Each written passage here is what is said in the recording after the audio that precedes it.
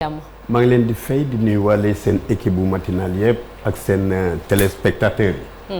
aywa waxtaan wi xam naa du ñàkk Sarr moom dina ci ëppal pàcc ci waxtaan boobule muy société africaine de raffinage ñu bàyyi waxtaan bi rek kii di Chérif Dia mu doon.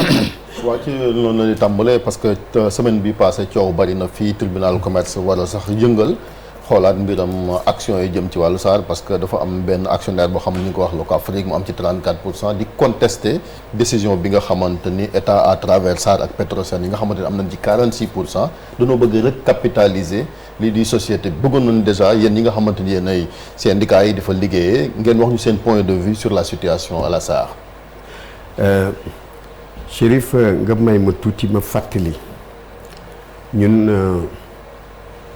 ni ñu gisee SAR ak ni ñu ko jàppee ñun liggéeykatu pétrole parce que SAR dafa am évolution dundam yëpp dafa am ay jafe-jafe yu nga xam ne liggéeykatu pétrole yi dañ ci am taxawaay li tax taxawaay boobu moo di askan wi dafa am fu leen SAR féete Sénégal bañ koy sos ci temps Mamadou Dia ak Senghor vers les années 60.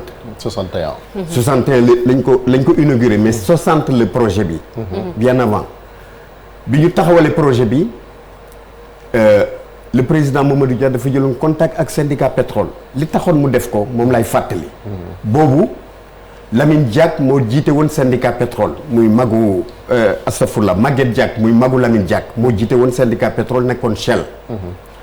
mu ñëw seet si ko parce que jamono boobu bu ñu taxawalee raffinerie ci Sénégal. major yi dañ koy xeex. mais pour ñu am accompagnement liggéeykat yi ñu seeti woon syndicat bi waxtaan ak ñoom gis ne ambition bi ñu amoon mooy faire du Sénégal un hub pétrolier dans la sous-région liggéeykat pétrole yépp accompagner projet bi. pour que bu xeex jógee ñu mën a taxaw ci wetu projet bi pour mu nekk. loolu.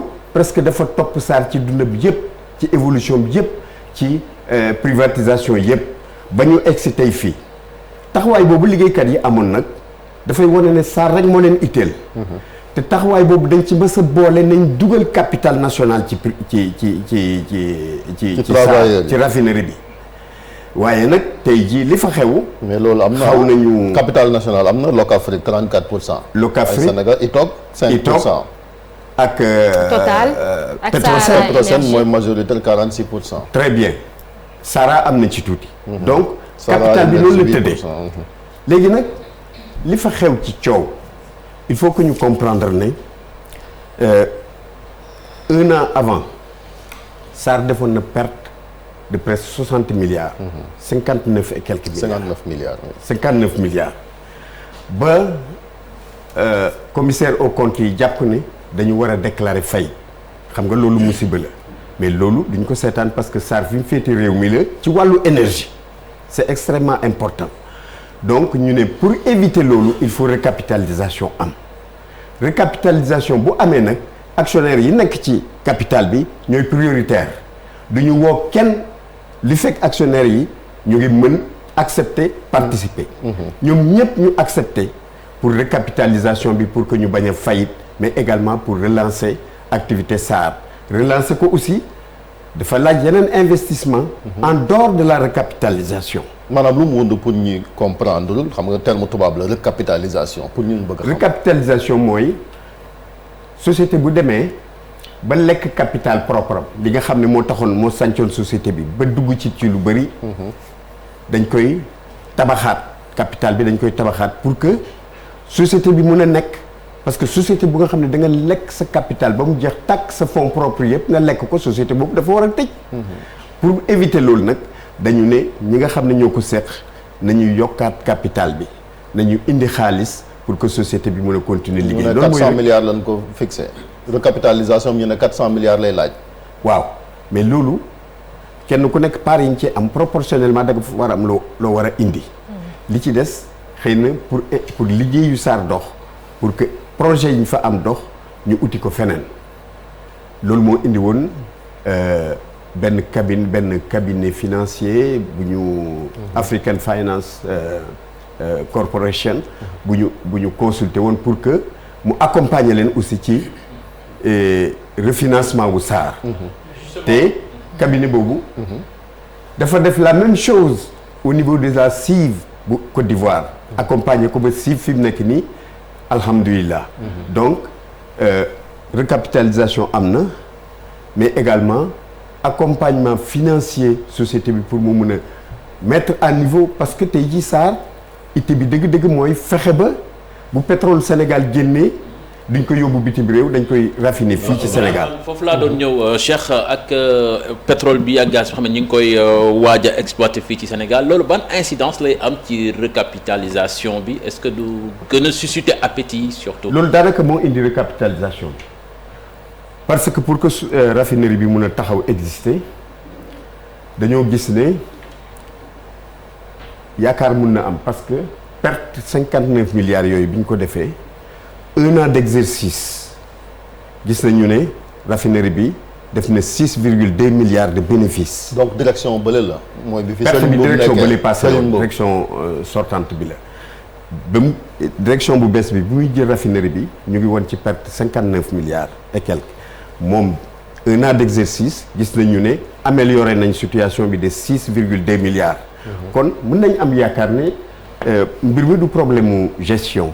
wala boog bu dee problème de gestion aussi c'est réglé présentement kon ñu war a jublu ci effectivement recapitalisation boobu pour que projet ñu am pour accueillir effectivement le nouveau brut sénégalais parce que raffinerie bi situation bi mu nekk suñ ko mettrul à niveau du mën a liggéey ci brut bi te loolu moo ëpp solo parce que su dul loolu li dal Nigéria moo ñuy dal jël brut bi di ko yóbbu bitim réew ñu koy raffiner di la ko indil di la ko jaay ci yeneen prix donc chantier boobu moo waral ñu defoon liggéey bu bëri ba presque pare na arrêt métal bi ñuy def nii nga xam ne war na jeex mois d'avril ci la ñuy connecté ancienne installation yi ak chantier bu bees bi arrêt métal boobu aussi dafa jur coow parce que arrêt métalu weer yu bëri yooyu su amee pour réew mi bañ a nekk en rupture il fallait que justement mooy coowal 200 milliards yooyu commande bi voilà c'est ça te mu indi coow lu bëri ñu ne amul appel d'offre loolu lan nga ñu ciy wax gré à gré bi ci am nee na gré à gré parce que dañ ne commande bi 200 milliards yoo xam ne direction générale bi daf koo def te amul appel d'offre teguñ ko ci yoon ñu ngi wax gré à gré mais en réalité du gré à gré gis nga société de africaine de raffinage ni muy doxee mooy actionnaires yi nekk ci biir ñoom ñooy aussi traders yi ñoom ñooy fournisseurs yi dañuy xool lan la SAR soxla ci importation ci at mi kenn ku nekk ci ñoom ñu jox la ci sa wàll noonu la daan demee. loolu du conflit d'intérêt amul ci am. comment conflit d'intérêt amul ci loolu li nga wax. loolu mun nañ ko wax mun nañ ko seetaat aussi mais le problème mooy ñoom ñu ngi doxale dërëm bi génnul gaal gi comme conseil d'administration bi entériné na loolu duñ mun a wax ne c'est illégal parce que kenn ku nekk proportionnellement ci say action ci lañ lay jox ci la ñuy séddale marché yi. loolu aussi man jàpp naa ne. war nañ ko xool war na mun a nekk ci kaw kenn ku nekk nga respecter engagement yi ngay jël léegi nag problème mu 200 milliards yooyu ñuy wax bi mu amee besoin bi bu mu exprimé woo dañoo laaj actionnaires yi. am na ci ñu nga xam ne d'accord nañ pour jël ko Locafrique était d'accord. pour jël ko wéy. mais Locafrique ñoo koy dénoncer temps yi de li nga wax. dégg moom laa lay expliquer Chérif. d'accord na pour jël ko mais condition yi mu teg moom la direction bi mënul accepter. yan condition la teg. condition yi d'abord direction bi dafa defaroon benn dañu demoon ba coowal marché yi indi direction bi defar benn contrat type contrat fournisseur bu nga xam ne surestares yi dañ koy dindi yenn xeetu bénéfice superflu yi ak apport superflu yi dañ koy dindi. loolu bi mu amee. boo ci conformé woo léegi taux bi nga xam ne moom la Locafrique proposé dafa jéggi dayoo par rapport ak contrat type bi. ban taux la loolu bu amee loolu bu amee dañuy consulter waat bi ñu defee consultation Petrosen accepté na jël marché bi ci condition yi nga xam ne moom la SAR attan fournir ko. la totalité du marché mu écoulé ba 3 mois après mu soog a remboursé mais loolu mënu ko am feneen ci kaw loolu lañ ko proposé conseil d'administration bi ñu accepté ko loolu moo tax ñu entériné marché bi ba pare di ko tudde gré à gré mais du gré à gré en réalité. mais dafa am ñenn ñoo xam ne dañoo ne c'est sans avis du conseil d'administration. est-ce que loolu lu am la. nee nañu dañ koo def te conseil d'administration bi joxewul avalam ndax loolu lu am la. xam nga liggéeykat yi am nañu présence comme observateur ci conseil d'administration bi amuñu fa voix délibérative mais am nañ fa voix bu nga xam ne observateur lay doon. loolu ñu ngi ko xeexoon lu yàgg pour que liggéeykat yi aussi di gis li xew pour mën a taxaw. mais mën naa la leeral na la li may wax nii ñépp ci d'accord.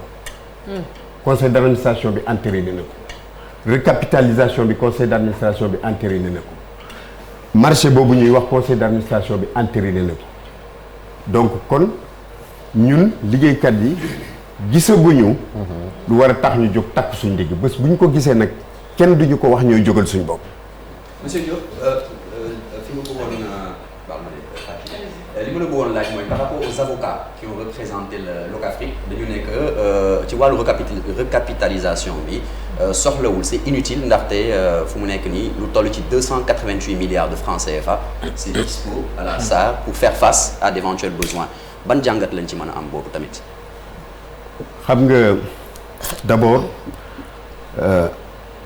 conseil d'administration bi ñi séq SAR daf ci am lu nga xew lu ci xew lu nga xam ne jàpp nañ ne warul woon am parce que Locafrique dafay yóbbu SAR ci tribunal bu Londres loolu nga nekk ci société war a am possibilité je n'ai rien contre Locafrique au contraire on s'est battu dama koy fàttali liggéeykat yi dañu xeexoon pour que capital national dugg ci kii bi te ba mu ñëwee aussi dañu amoon yaakaar bu rëy. mais ñun li ñu gënal tey. bu dee Locafrique de se sent lésé kay am na droit dem ci tribunal yi man ne bu dee dafa jàpp ne ay intérêt c'est menacé bu dem ci tribunal ngir ñu leeral ko fa. mais jaadu na waaye ba mu demee ci tribunal aussi ñi direction bi seetaanul moom it dafa uti avocat dem ci tribunal coow la fa la yem kenn déggatu ko donc ñun daal dama bëggoon ngeen may ma revenir un peu sur les préoccupations majeures des travailleurs du secteur problème gestion aussi il faut par rapport à la SAR. gestion direction générale bi yaa ngi koy rafetlu mais nit ñi aussi bëgg nañ cee taxaw parce que dañu jàpp ni déjà am na bor boo xam ne 75 milliards loolu aussi dafa jar taxaw seetlu laataa ñu ñëw préoccupation travailleurs yi parce que comme SAR nee nañ fierté nationale la wax nga ko sànq depuis 60 ans ba léegi mi ngi fi kenn amul intérêt à ce que muy disparaître surtout que Sénégal mi ngi bëgg exploiter pétrole ak gaz. oui. waaw oui donc lu tax pourquoi war leen a dem taxaw seetlu sur la gouvernance d'abord ak gestion bi actuellement. mais on est tout à fait d'accord il y a un audit qui a été fait sur la gestion il y a un audit qui a été fait c'est à l'issue bi audit boobu bañ ko defee ci la ñu gis ne war nañu def appel de fonds war nañu recapitaliser mais audit bi à ma connaissance ba tey jii condamné gul la gestion. la toute dernière gestion condamné guñ ko kon audit bi pour ñun fonctionnement société bi ak situation financière am ak projet yi mu am audit bi def ci jox ay indications yu leer ñu discuter ci conseil d'administration bi ba membre conseil bi yëpp d'accord ci pour ñu doxal loolu nga xam ne moom la audit bi décrété. ñu revenir ci recapitalisation bi nga doon wax léegi sur 400 milliards su ma juumalee loolu nga wax actuel actionnaires yi ñoom ñooy priorité mais li ci des nee ngeen da ngeen koy wuti ji ma bëgg a xam ci yan critères lay doon bu boobaa.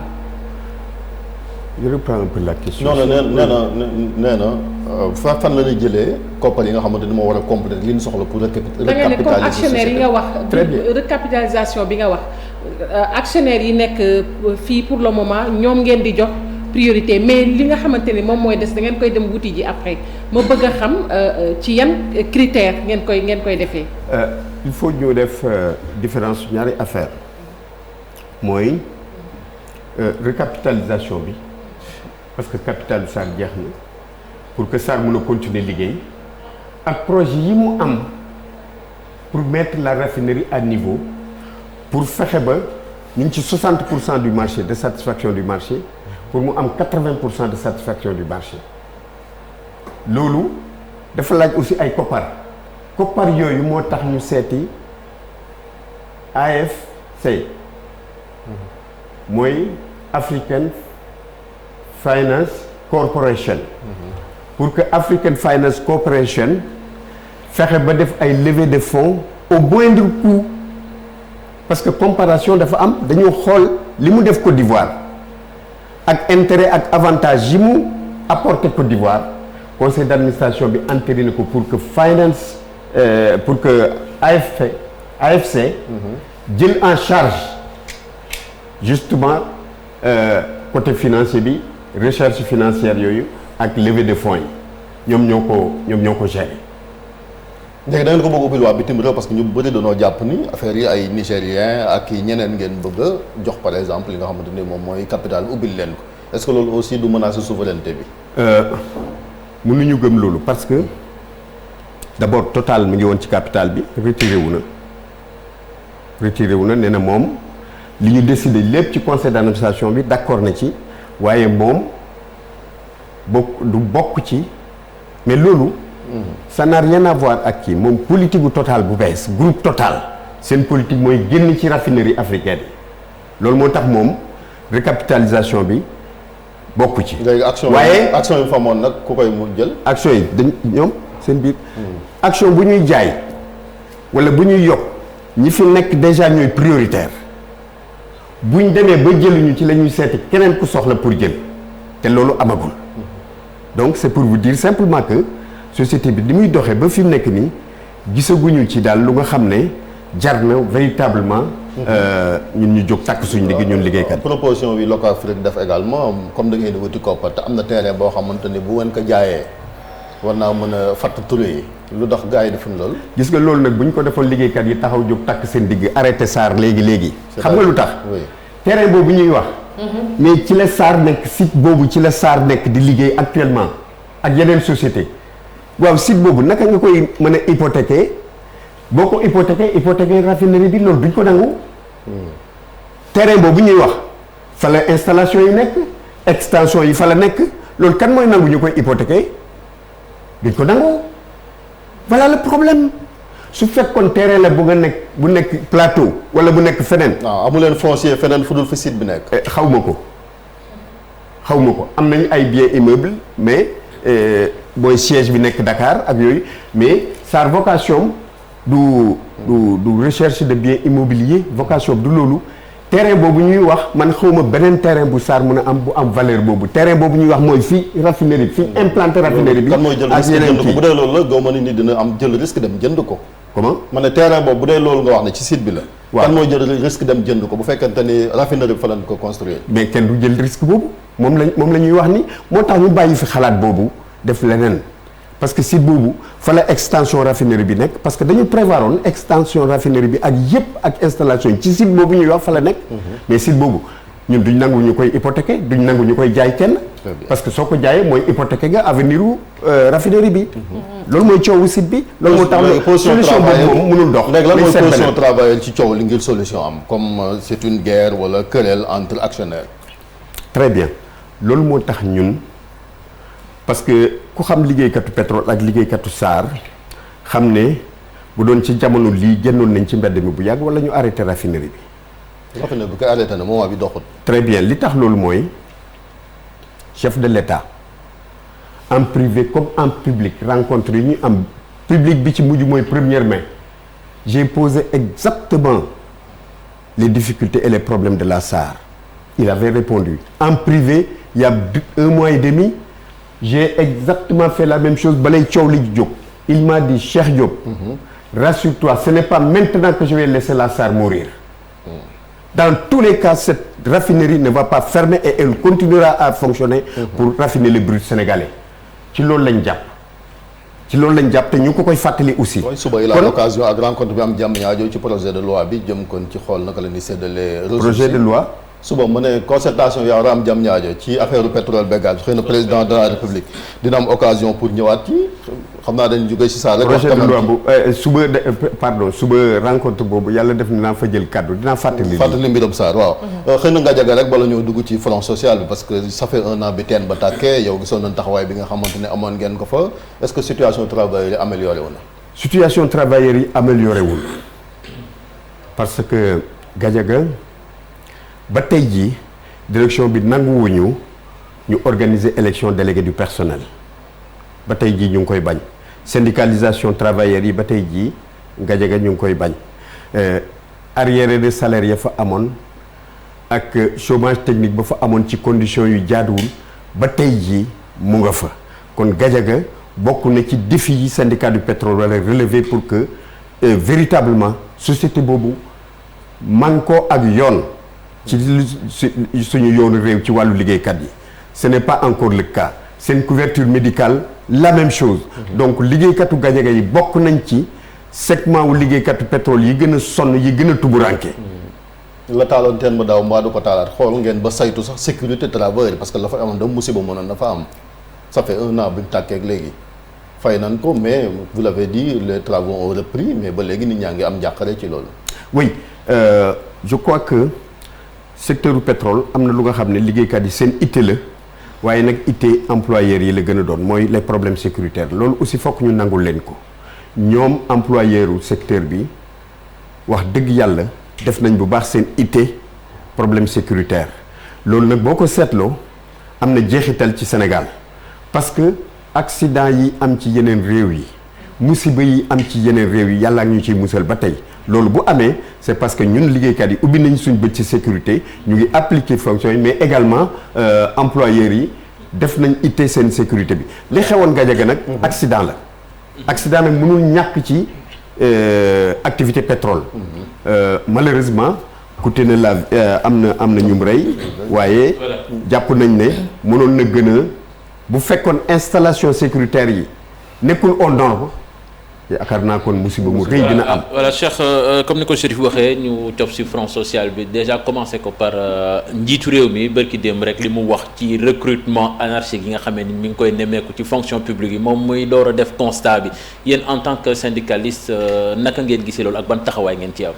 recrutement yooyu ñun lu ñu yàgg dénoncé la parce que recrutement yi dafa méngoowul ak yoon mais également dafa jéggi dayoo ba masse salariale bi dem ba attirer attention au président parce que da ngay gis am na ci établissement public yu bëri dañuy jël du personnel au lieu ñu intégrer leen dans la fonction publique ñu defal leen ay contrat de prestation de service dans les établissements de santé du ñàkk dégg ngeen Cheikh Seck le camarade Cheikh Seck di dénoncer loolu ba tey jii mi ngi tribunal ci loolu établissement employeur mënul établir contrat de prestation de service ak employé mënul nekk contrat bi dox diggante employeur ak employé contrat de travail lay doon contrat à durée déterminée wala contrat à durée indéterminée mais mënul nekk contrat de prestation de service contrat de prestation de service ñaari établissement mën nañ ko seq mën nga am sa société di louer ñuy bale wala ñuy raxas bureau yi ñu jël la defal la contrat de prestation de service mais mënuñu ko def entre nit ki ak employeur te loolu moo am ci établissement yu bëri surtout établissement de santé yi ñu koy dénoncer bëgg nag ñu régulariser liggéeykat yooyu bi ci des mooy on n'a rien contre le personnel politique mais recrutement ci réew mu wéeru ci yoon mais appel d'offre lay doon te dafa am département bu koy gérer muy fonction publique recrutement bu dee am ci fonction publique nañ ko jox le département fonction publique ñu def ay appel d'offre sénégalais yépp yëg ne recrutement dina am ñu postuler ku war a nekk ku warul nekk ñu xam ne waruloo nekk loolu dina tax suñ fonction publique dina performante mais également dina indi transparence ci recrutement yi mais personnel politique yi en tout cas bari na ci cabinet yi monsieur Diop man benn question laa bëggoon poser parce que dañu am impression que ni dans les centrales syndicales pratiquement démocratie amu ci parce que alternance du am depuis bi ñu nekkee xale ba léegi Mademba Sock la ñuy dégg Mody Guiro la ñuy dégg Cheikh Diop la ñuy dégg loolu lan moo ko waral. très bien loolu question bu pertinente la mouvement syndical dafa am nu mu tëddee dafa am ñaari pàcc moo saytu mouvement syndical dafa am mouvement ouvrier am l'élite intellectuelle engagée aux côtés du mouvement ouvrier ñaari kenn yooyu ñoo téye mouvement syndical l'élite intellectuelle engagé mooy syndicat jàngalekat yi syndicat inspecteurs yi xeetu syndicat yooyu yëpp loolu boo ko xoolee militant bu nekk ci syndicat bi mun na nekk secrétaire général waaye mouvement ouvrier loolu amu fa. Moi je suis un produit du mouvement ouvrier. Mouvement ouvrier pour nga nekk leader dafa am parcours du combattant. ñoom ñoo lay fal ñi nga wax noonu ñoom ñoo leen di fal. ñi lay fal ñoom ñoo leen di fal. waaw ñi lay fal syndicat de base yooyu. syndicat de base yi syndicat mi ngi tàmbale ci collège délégué du personnel ci entreprise bi. ak syndicat professionnel confédération ak confédération yi nga xam ne ñun moom lañ jiite. gis nga ku nekk mouvement ouvrier leader syndical boo fi gis dàq nañ ko ci liggéeyam. tëj nañ ko kaso processus boobu ngay jaar pour arriver au niveau professionnel arriver niveau bu nga xam ne di nga mën a jiite processus bu gudd la bu fekkoon ne juróomi at yu nekk s'éterniser quand même à la tête des centrales. non je suis d'accord Chérif du explication mais il faut que ngeen comprendre aussi bu fekkoon ne mais man loolu daf ma dal bi ma nekkee syndicat du pétrole dañ ma dàq ndax syndicat bi ba pare ñu ne ku nekkul pétrole du too jiite liggéeykat yi ñoo taxaw lànk ne loolu du fi amee. parce que patron yi aussi employeurs yi seen njëriñ mooy njiit bu jóg pour taxawal liggéeykat yi dëgg-dëgg ñu liquider la jëlee la fi loolu pour éviter ko donc processus bi ñuy jaar ñun pour arriver à un certain niveau. processus la bu nga xam ne suñ ko bëggee abrégé par 2 mandats kon on sera en carence de leader dans le mouvement ouvrier. je le dis tout haut te ñi may waxal xam nañ loolu. ba tax na ñoom ñooy décider kañ la seen leader di dem. mais xalaatoo décroché yow. ah si. kañ. Ah si, moi j'ai un plan de carrière très clair dans ma tête. Je l'ai commencé par le syndicat du pétrole. Man maa jiite woon syndicat du pétrole. pour CNTS/FC kañ. déglul ma expliquer Chérif parce que CNTS/FC pour nga jiite ko da ngay bokk ci syndicat. syndicat ba ma nekkoon bàyyi naa keneen jiite ko il y a de cela 7-8 ans. Synthèse Force du Changement aussi j'ai un plan de carrière très clair. Le moment venu je me prononcerai sur ce plan de carrière mais li wóor te wóor mooy ñun nekkuñu fi. pour imposer suñu bopp ñun bés bu ñu demee ba liggéeykat yi jàpp ne dañ fi war a jógee duñ fa xaar loolu duñ fi xaar dem ba liggéeykat yi jàpp ne dañ fi war a jógee loolu mën naa ko wax pour man mais je dis Chérif dernière question comme ça ñu mën a tàggoo tout à fait mooy centrale yi gisuñu leen seen taxawaay gis ngeen fan temps yi transporteurs yi grève nañ jàngalekat yaa ngi grève fépp ngi grève yaa ngi fa mais dafa mel ni sentirul yéen kilifa yi seen présence yéen ñi nga xamante yéen a gën a représentatif te ñu ci yéen lañ affilié ñoom ñooñu ok suñu présence c'est à 2 niveaux syndicat transport yooyu ngay wax ñun am nañ ci ñaari entité yu nga xam ne ñu ngi ci woon ci seen wet di leen xalaatal mais dañ leen bàyyi ñu jël seeni décision ñu accompagner leen ci seeni décision bi ci des mooy effectivement mouvement syndical mi ngi ci ay jafe-jafe mouvement syndical war naa wax sax ne mouvement revendicatif yëpp la parce que boo seetloo léegi y a de nouveaux porteurs de la revendication qui nous disputent notre mission et c'est tout à fait normal. Mari Sagna lañ jëm léegi bàyyi ñoom Cheikh Dieng parce que Cheikh Diop ak yeneen gars yi parce que gii lañ gis. waaw léegi Mari Sagna du syndicaliste. oui. France léegi sa conférence de presse ak ndaje yëpp fa lay amee léegi. waaw d'accord moom lay wax nii loolu du échec ci yéen. moom lay wax nii gis nga jamono buy dox da nga koy nangu nga analyser xool naka ngay adapté woo. nangu nañu ne mouvement revendicatif évolué na altermondialiste yaa ngi fii. consomériste yaa ngi fi droit de l'hommiste yaa ngi fi activiste yaa ngi fi qui prennent une partie de notre mission bi nga xam ne syndicat moo ko yore woon mais loolu aussi moo dal politique. mais comme on dit la nature a horreur du vide loolu la ñuy wax tamit ma développé tuuti. waaw nga développé nga eggali parce évolution bi dafa am solo pour que ngeen comprendre suñu position. ñun nangu même dans le mouvement syndical.